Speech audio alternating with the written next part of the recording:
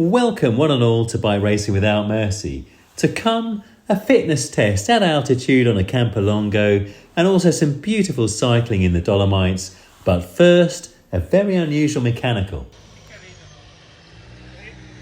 How's that for an exit from a garage? I mean, look at that. Anyway, here is something strange. Check this out. Now, I've got a Pirelli 28mm tubeless. Inside, I have a Vittoria insert and I've got the Vittoria sealant. Now the Vittoria sealant is proper strong. So check this weird little, well, idiosyncrasy out. You can see the pesta valve is open, there you go, you can see it's open. Air not coming out, and I am assured by my mechanic that that is because the sealant is so strong, it has created a block elsewhere. So I haven't actually pumped these tyres now, well, for about a week. So now the trick is to take out the valve, and still no air will come out because I've already taken out the valve, and see if we can unblock it. Oh yeah, check this out. Valve is coming out, and look at that. I even have a valve release to hand. My mechanical capability knows literally no bounds, and have you ever seen anything like that? Look, squeak, the tyre, I reckon it's still got 60, 70 PSI in it. Nothing coming, so now, here we go. We're going to try. I have done this before, but nothing is coming. I think. You're not going through the roof. Yeah, but that's down to the. What? Do you think it's blocked? No, the valve. Then? That's as far as it's going in. Yeah. It's only through the valve.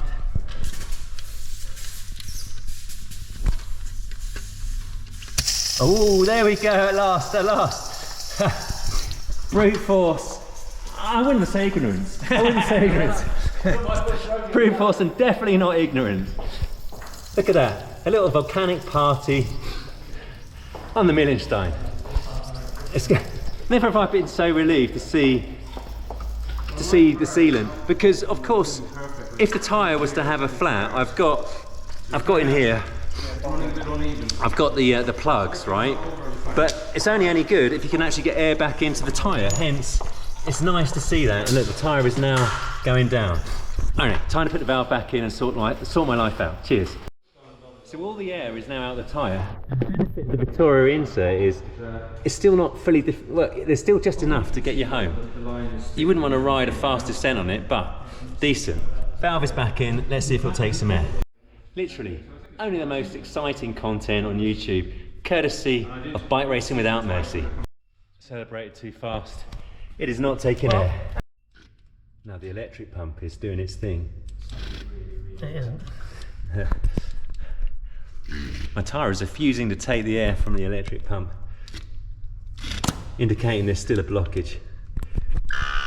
Vittoria sealant. Ooh.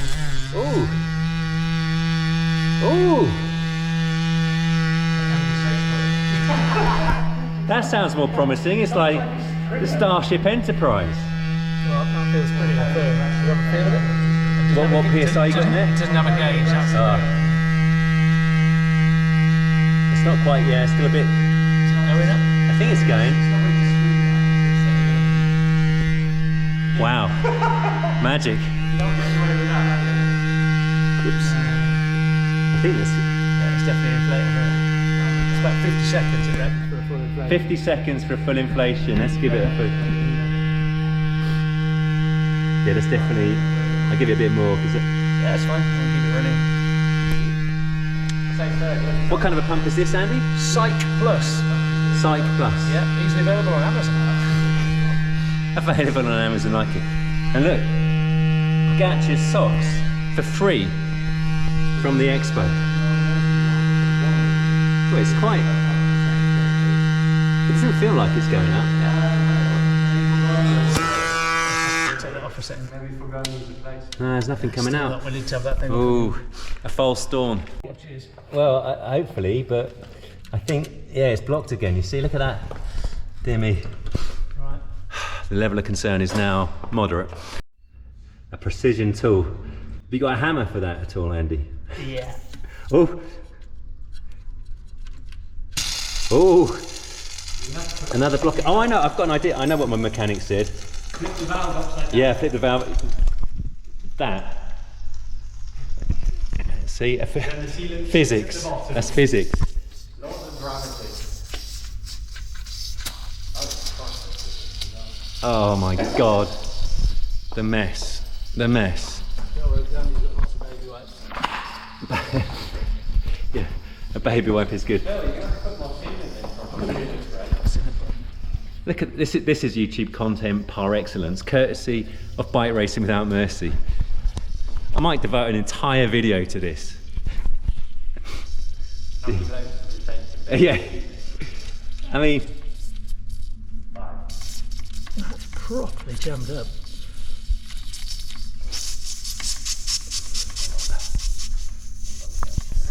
Vittoria sealant. You mean notorious? I think there's probably enough still left in there, I'd have thought. How much you put in? There's, I didn't do it. Before we clean up, let's... Yeah. More exciting content as man is with pump. Ooh, that feels like it's taking air. Look at this. One-handed. That's the gym. Curls for the girls. Sorted. Yeah, we're at 40 psi and rising. Climbing like a phoenix. Premium content. Oh, don't drop the glasses. I was going to bring them up. Yeah, I've got my aero helmet for going exceedingly slow uphill. Advantage. That's 80. That's 80. 80 psi achieved. Ooh! Hallelujah. Thank you, Andy. Do you want to try take a little bit out to make sure a little bit comes out before you Yeah, let's give it a give it a quick. little, just Look, see if anything actually the final touch. Oh, good. Ooh. Now, hallelujah. Thank you very much. Collective. 4 mammals to fix an inner tube. Not an inner tube, there's no inner tube, it's tubeless. See, all the pumping. Anyway, please like and subscribe for more premium content.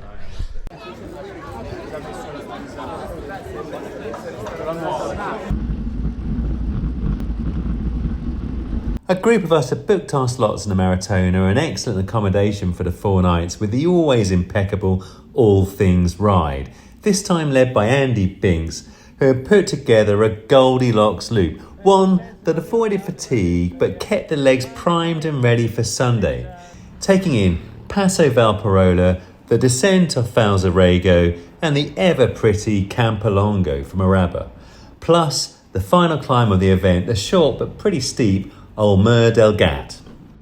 I've previously filmed the ascent to Passo Valparola with both front and rear cameras during the 2023 Haute Route Dolomites, on a stage that then also took in the ascent of unparalleled beauty, Passo Giao from Cortina d'Ampezzo.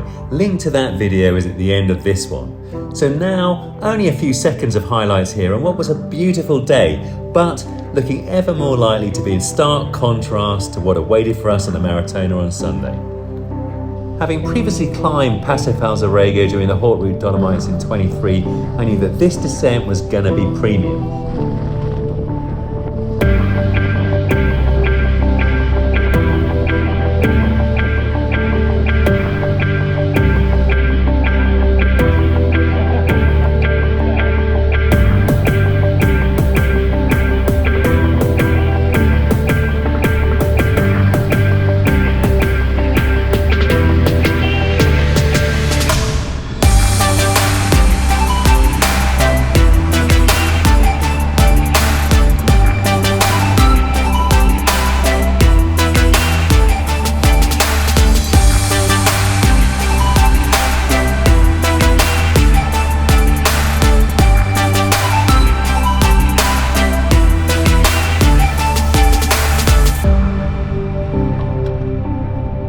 From the base of Falzarego to the town of Araba is a leisurely descent that makes you feel as beautiful on the inside as the scenery on the outside. The epitome of La Dolce Vita.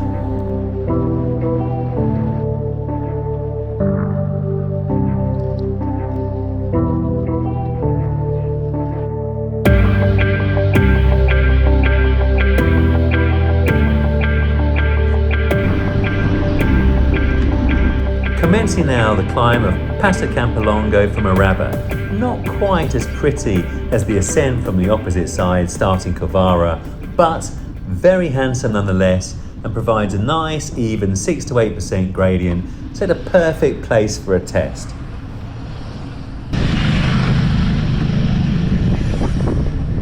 My intent for the climb was simple: assess the ceiling of my fitness ahead of the Maratona itself, for however long it took to climb the 3.9 kilometers, 272 meters of elevation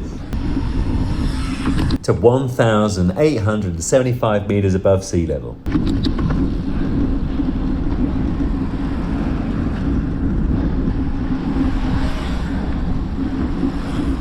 As you've seen in both Bormio and the Dolomites, I've been struggling to sustain much over 230 to 240 watts for an hour or more. And in all honesty, I was pretty disappointed because I was expecting about 20 watts better based on my fitness in the UK at sea level during crits, handicap races and also TTs. As I've mentioned in previous videos, definitely for me there's a need to take time to acclimatise to both living at altitude and cycling at altitude. And in all honesty, about 6 days in, I was hoping I'd be sorted by now. That wasn't the case. However, oddly enough, I should say that I do find this less of an issue when living at sea level, for example in Tenerife, and then climbing up to 2,200 metres, e.g. to the top of T-Day, my favourite place. But spirits were high. I mean, how could there be anything else? So I set off aiming for the ever-reliable negative split.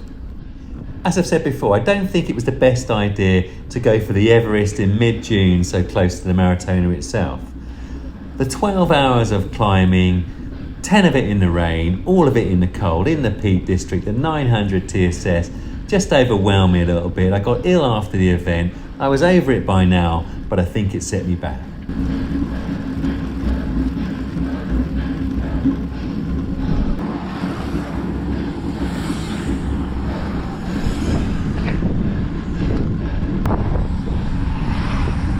And yes, at the top of this climb, I refer to it as Campalongo, not Longo. My verbal dyslexia is real.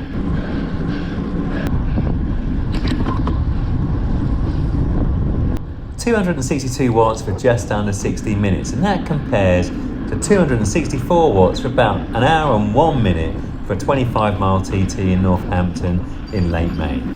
Well, Andy Binks from All Things Ride, who we're doing the Maratona with, has just taken us out on a lovely loop. Absolute perfection. Reascended Valparaiso, then descended a nice part of Falzarego, and then I just want to really see where the fitness lies towards the end of the week by having a max effort for me up Campalongo. It's about a 15-minute climb. I averaged 262 watts, and that was max effort for me. By contrast, in the UK, at much lower altitude in Northampton, with a nice cadence as well, I can average 264 for the hour. No chance at this altitude. We're only about 1900 meters at the top of the Campalongo.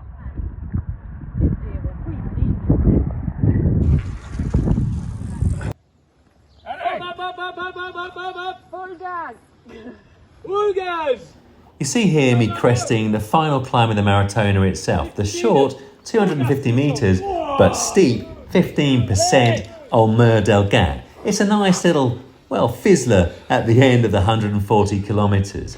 As a nice little finisher, we all just hit Mur del Gat, I think it's, or Gat, I'm not sure which. Problem is, it's proper steep, nasty little way to end a Maratona, but nice bit of fun. Gonna look forward to that after the Jow. I prefer to call it the Gow, but I'm told, I'm reprimanded, it is the Gow, no, the Jow, not the Gow, the Jow. Cheers.